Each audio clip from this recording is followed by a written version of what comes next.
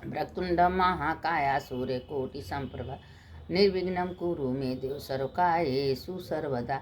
मंगलम भगवान विष्णु मंगलम गरुध्वज मंगलम पुंडरीकाक्ष मंगलाय तनो हरि। अच्युतं केशवं राम नारायणं कृष्ण दामोदरं वासुदेवं हरि।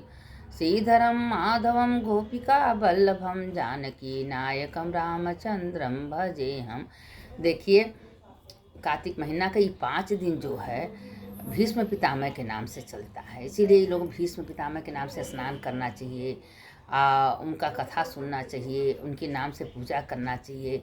और थोड़ा सा छोटा सा भीम सिंह बना लीजिए और 5 दिन तक उनके पत्र पुष्प फूल चढ़ा के न कुछ आओ तो पत्र पुष्पम फलम तो मे भक्त्या समर्पयामि बोल के बोलिए मंत्र के पाँव छुए पाप कटे, पेट छुए दरिद्र जाए, छाती छुए नाती हो, हाथ छुए दान कर, सिर छुए वैकुंठे जाए, जय गोपाल जय गोपाल जय गोपाल। ये मंत्र बोल लीजिए और उनका पूजा कर लीजिए, क्योंकि तब भीष्म सिंह जी बहुत खुश होते हैं। कहें जो महीना भर स्नान करता है, जो 5 दिन मेरे निमित्त दान करेगा, पूजा करेगा, मेरे निमित्त स्नान करेगा, उसको हम पूरे महीना का पूरे साल भर का पूर्ण उसके खाता में डाल देंगे। और देखिए, कार्तिक का तो ऐसे बहुत बड़ा महत्व है कि कार्तिक में देखिए कि स्नान दान जप तप पूजा का बहुत बड़ा वैल्यू, बहुत बड़ा महत्व है। अगर आप कार्तिक महीना में स्नान कर रही हैं, सूर्य नारायण के भीतर उठ के दान कर रही हैं, कथा सुन रही हैं, सत्संग कर रही हैं, तो उसका तो कोई और नहीं है। महाराज भी कहते हैं कि देखो भाई, जो तुलसी जी का सिंचन करे, तुलसी घर में लगाए, तुलसी का दर्शन करे, तुलसी का पूजा करे, उसके घर में कभी तुम पैर मत रखना। महाराज भी अपने दूध से बोल रहे थे। तो जब भीष्म पितामह सिर्फ सैया पर सोए थे, तो उस समय पांडवों से या कौरवों से लड़ाई हुआ, तो उनको तीर बाण लगी। तो देखिए, उन्हों का भी तो पुनर्जन्म का कोई पाप था, तो उसी कारण से बाण तीर जो है उनको लगा था। तो जब लास्ट समय उनका जब सूर्य उत्तरायण हुए, तो भगवान कृष्ण से कहें कि आप मेरे सामने खड़ा रहना, आप हम अपना शरीर छोड़ रहे हैं। तो भगवान कृष्ण खुद कहें कि देखो भीष्म पितामह, कार्तिक महीना है, कार्तिक महीना में हम आए हैं, और आज हम तुमको यह वरदान देते हैं कि जो एकादशी से पूर्णिमा तक तुम्हारे नाम से स्नान करेगा, दान करेगा, जप करेगा, उसके खाते में पूरे 1 वर्ष का तुम पूर्ण दे देना। यह कृष्ण भगवान स्वयं भीष्म पितामह से बोले हैं। उसी समय से भीष्म पितामह जो हैं, तो ये पंचभिक कहते हैं इसको। तो जो एकादशी से पूर्णिमा तक व्रत रहता है और स्नान करता है, दान करता है, पूजा करता है, बहुत अमोह पूर्ण है। तो इस महीने में अच्छे कर्म करना चाहिए, कभी किसी का बुराई नहीं करना चाहिए, और स्नान दान जप पूजा पाठ गंगा स्नान करना चाहिए। अगर जो महीना भर नहीं कर रहा है, अगर 5 दिन भर कर ले, 3 दिन भी कर ले, तो के भी पूरे साल भर का पुरुष के खाता में जाता है। तो ये मन कोई संशय नहीं है, क्योंकि ये कथा बहुत महिमा है। आप देखिए कि भीष्म पितामह डंडा लेके गंगा के किनारे खड़े थे, तो एक बूढ़ा महीना भर कार्तिक नहाई, और 5 दिन रह गया तो भीष्म पितामह का नाम नहीं ले रही थी। गंगा नहाने आई तो डंडा लेके भीष्म पितामह खड़ा हो गए, दानी दानी दानिया 1 टका देनिया, नहीं तो भरा पानिया। अब भीष्म पितामह नहा ही न दे, कहे पहले हमको टैक्स दीजिए नहाने का, तो हम देखा हमारे पास तो कुछ नहीं, बहुत गरीब है भैया, ठीक है नहा लेने दीजिए 5 दिन, उसके बाद देखा जाएगा। भीष्म पितामह छोड़ दिए। बूढ़ा 5 दिन पूरा कार्तिक महीना नहाई, और नहैले बजे पूर्णिमा आया तो कहे माता जी हमको कुछ चाहिए टका, कहे बेटा आज मेरे घर आ जाना, भोजन कर लेना। अब बूढ़ा के पास तो कुछ नहीं था, सरसों का साग, जोन्हरी की रोटी एक बना के रखी थी। अब आए रात को भीष्म पितामह, उनको ही खाने को दे दी।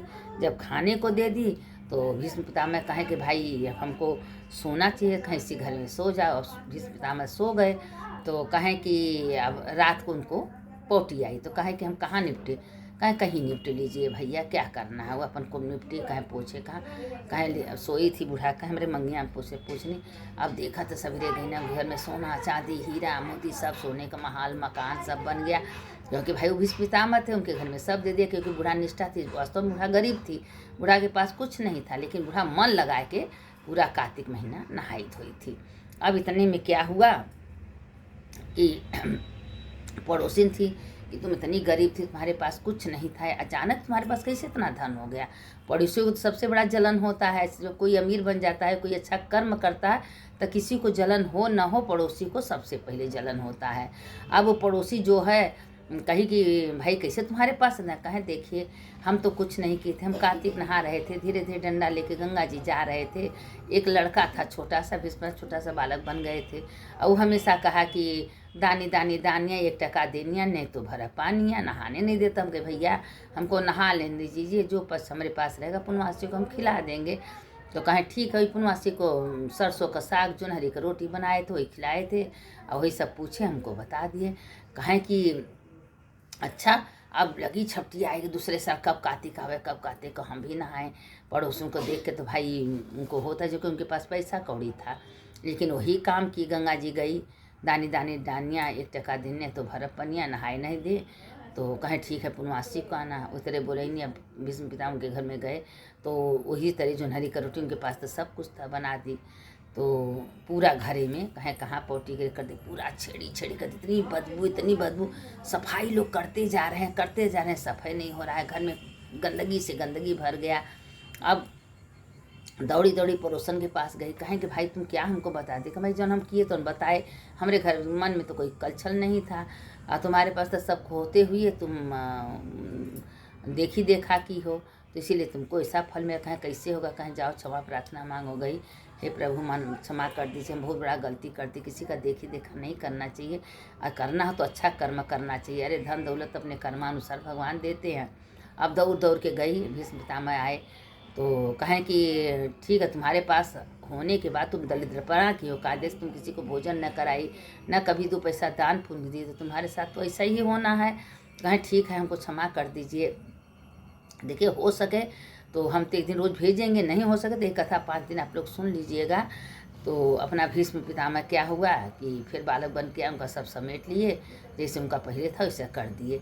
तो जो भी इस कथा को कहानी को सुनेगा, भीष्म सिंह बहुत खुश होते हैं, बहुत आनंद उनको मिलता है, और उसके घर में सुख शांति समृद्धि का बरसात कर देते हैं।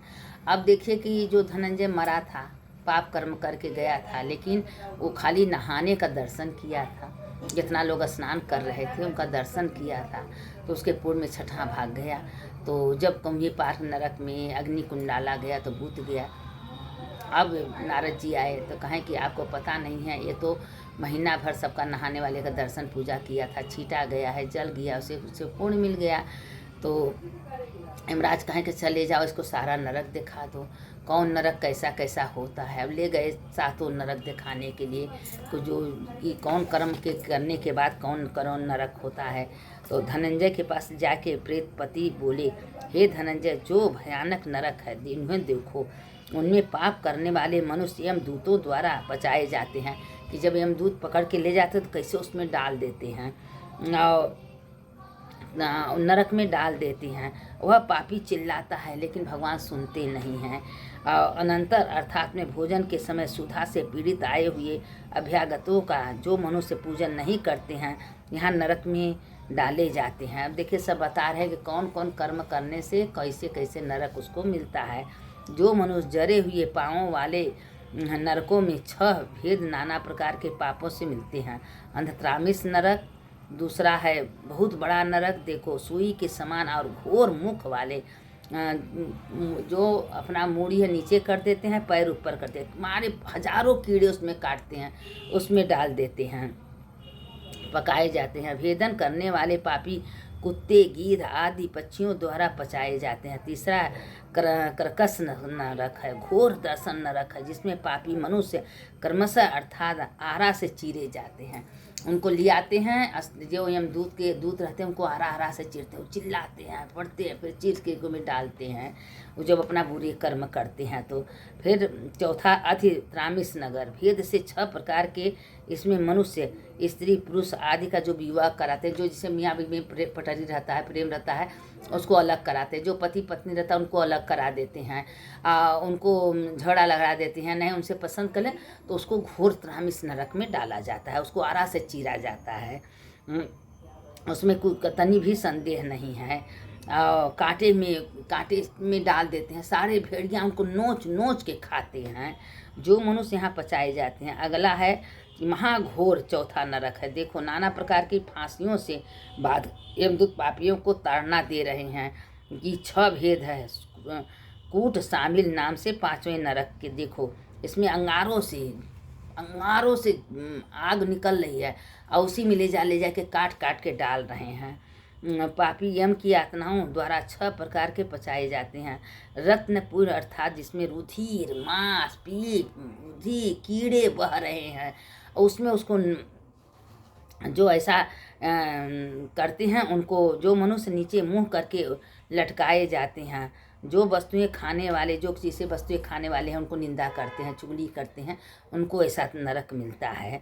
चुगली करने तत्पर पापी मर्दन किए जाते हैं। बड़े बड़े भयानक शब्द कर रहे हैं। दुर्गम आदि भेद से 6 प्रकार के घोर दर्शन वाले 7वें कुंभी पार्क नरक है।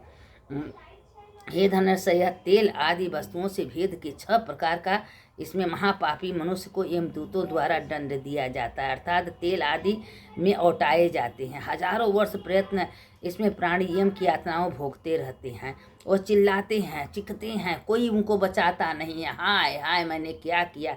बड़े भाग्य मानुष तन मिलता है, इसको व्यर्थ मत जाने दीजिए। अगर ये व्यर्थ चला गया तो फिर मानुष तन नहीं मिलने वाला है।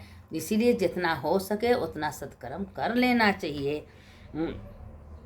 2 प्रकार के होते नरकों के कुल 84 पृथक पृथक भेद हैं। इसमें 84 के नरक के भेद होते हैं। जो जैसा कर्म करता है उसी प्रकार उसको नरक में डालते हैं। व्रत करने वाले पुरुषों से सत्संग, मजे जैसे कोई व्रत कर रहा है, स्नान कर रहा है, दान कर रहा है, पूजा कर रहा है, अगर उसका संग आप कर रही हैं तो आपको सतगति मिलता है, उसको पुण्य मिलता है। अगर बुरे का संग पकड़ रही हैं, अच्छा होते हुए बुरा कर्म कर रही हैं तो आपको और नरक मिलता है।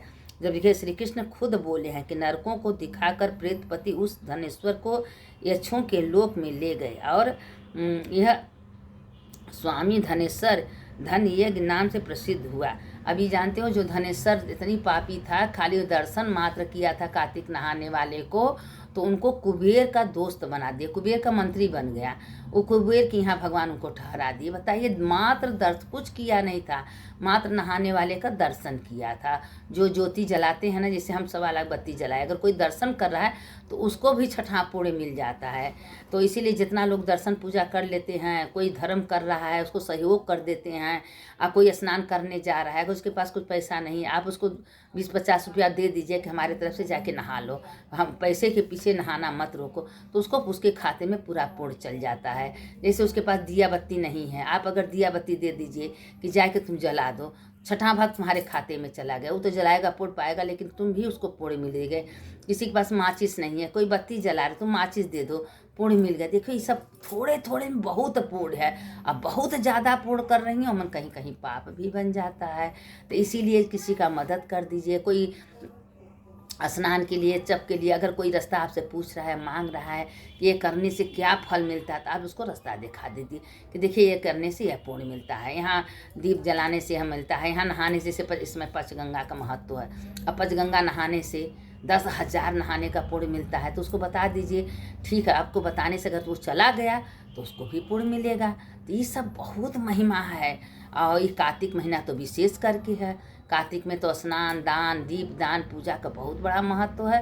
और देखिए, जब भी संगति करना है तो अच्छे लोग का करिए, जो सत्संगी हो, दर्शन हो, पूजा पाठ हो, अच्छे कर्म करते हो, अच्छे ज्ञान देते हो, अच्छी बातें बोलते हो, उनका संग पकड़िए ताकि आपको भी पुण्य मिलेगा। अगर बुरे के साथ पकड़ेंगे तो नरक में जाएगा, आपको भी नरक में डुबो देगा। तो इसीलिए कुल बहुत महिमा है, तनी मनी थोड़ा सा महिमा नहीं है, बहुत महिमा है। देखिए, भगवान श्री कृष्ण खुद बोले हैं, यह शास्त्र की बात है। हमको तो कुछ कथा पुरुषा बनाने भी नहीं आता है, जो कथा में लिखा रहता है वही हम सबको बताते हैं। इस शास्त्र की बात है। भगवान श्री कृष्ण खुद कहते हैं कि जो भी अगर ज्ञान देता है, अच्छे कर्म बताता है, अच्छा ले जाता है, वो तो अपने तरेगा, दूसरों को भी तार देता है।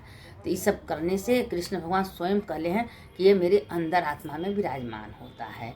तो सुनने वाली कथा लंबी हो जा रही है, करें क्या, कितना छोटा डालें भाई, बोलते बोलते कथा में। अब देखिए, कथा का बात हम बता रहे हैं, अब अध्याय तो डालेंगे ना, उसी में बड़ा हो जाता है। तो अब देखिए, आप लोग मन से सुनिए, सुनने का बहुत बड़ा महिमा है। अगर आप कथा सुन रही हैं तो पूरे खाते में आपको जाएगा। सुनने वाले की जय, सुनाने वाली। 5 दिन भीष्म जी का चल रहा है, जितना हो सके। नहीं आप गंगा जी जा रही हैं, घर में गंगा जल डाल दीजिए। नहीं गंगा जल आपके पास, तुलसी का जड़ हो, उसमें 3 बार घुमा दीजिए। नहाइए, हर हर गंगे, हर हर गंगे, हर हर नर्मदे गंगे। नहीं मंत्र आ रहा है, ओम गंगे च यमुने च गोदावरी सरस्वती नर्मदे सिंधु कावेरी जले अस्मिन सन्निधिम कुरु। अगर ये मंत्र नहीं आ रहा है तो हर हर गंगे, हर हर नर्मदे बोल के नहाइए। अच्युतम केशवम राम नारायणम कृष्ण दामोदरम वासुदेवम हरिम श्रीधरम माधवम गोपिका वल्लभम जानकी नायकम रामचंद्रम भजेहम। सुनने वाले की जय, सुनाने वाले की जय, दोनों का जय होता है। जो सुनता है उसका भी जय होता है, जो सुनाता है उसका भी जय होता है।